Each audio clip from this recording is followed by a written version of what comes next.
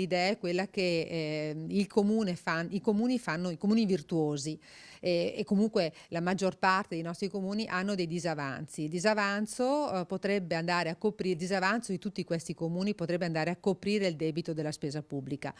Il sospetto che aleggia tra i nostri sindaci è che la tentazione di chi ci governa potrebbe essere quella di colmare il debito pubblico col disavanzo dei comuni. Ma andiamo con ordine. L'arrivo della IUC, ultima nata di un albero genealogico partito con l'ISI, diventata ICI, diventata IMU, diventata Trise, starebbe per risolversi come primo effetto nel solito aggravio di spese per il contribuente. La IUC di fatto, è vero, sarà una tassa unica che va a conglobare tutte le altre tasse però alla fine il contribuente si troverà a pagare di più. Ma c'è dell'altro. Subito dopo il contribuente, i tartassati di questi ultimi anni si chiamano comuni, soprattutto se virtuosi. Le condizioni in cui si trova a operare chi governa città e paesi stanno diventando sempre più difficili.